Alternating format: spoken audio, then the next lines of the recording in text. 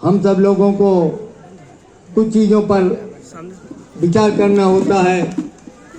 इस साल का ये 2 दिन ऐसा होता है, 15 अगस्त और 26 जनवरी का, जिसमें गिले शिकवे तो खैर जारी ही रहते हैं। साथ में यह भी बताना पड़ता है कि देश की आज़ादी के लिए, देश के बहुमुखी विकास के लिए हमारा अपना क्या योगदान रहा है। हमने ऐसे कौन से कार्य किए हैं पूरे इस 6 महीने के अंदर, जिसके आधार पर हम ये गर्व से कह सकते हैं कि हम भी भारतीय हैं, हमारी भी इस लोकतंत्र में अपनी भागीदारी है। बाकी तो लोकतंत्र की स्थिति सबके सामने बहुत स्पष्ट है। कानपुर में हम लोगों के बीच एक पत्रकार हुआ करते थे, बड़े भाई प्रमोद तिवारी जी, उम्र में तो मुझसे छोटे थे, किंतु 4 लाइनें कहा करते थे। आप पर मौजूद हैं, आपको सुना रहा हूँ। वो कहते थे कि लोकतंत्र का सीधा फंडा, लोकतंत्र का सीधा फंडा और पीठ हमारी उनका डंडा, और जिस पर चलता है डंडा सब देते सोने का अंडा। इस अंडे का आमलेट ओबामा खाएगा, सपेरा बीन बजाएगा, ना फिर फन फैलाएगा। सपेरा का मतलब, तो मित्रों, ये देश संक्रमण के दौर से गुजर रहा है। समाज का हर कमजोर वर्ग जो कि रोजी रोटी के संघर्ष कर रहा है, आज वो तड़फ रहा है।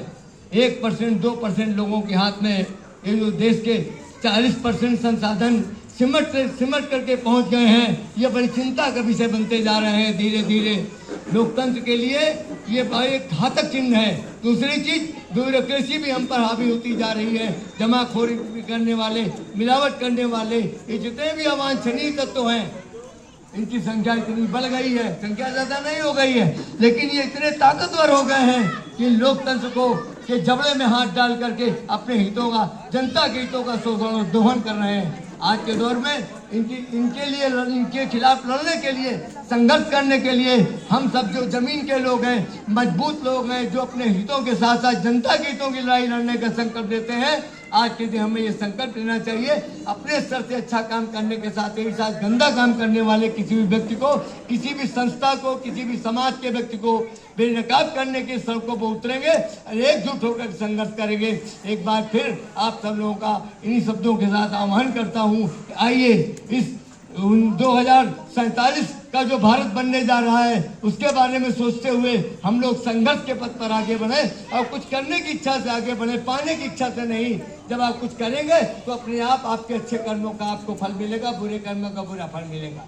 इन्हीं शब्दों के साथ एक बार पुनः आप सबका आह्वान करता हूँ और आशा करता हूँ कि आप लोग इसी तरह गणतंत्र की पावन बेला पर, जिस तरह की अपने इस मोहल्ले में ये गर्व की बात है कि इस तरह के कार्यक्रम, यही एक कार्यक्रम अपने इस जरीब चौकी से लेकर डिप्टी पड़ाव अफीम कोठी के बीच में होता है, जो साल में 2 बार नियमित रूप से होता है।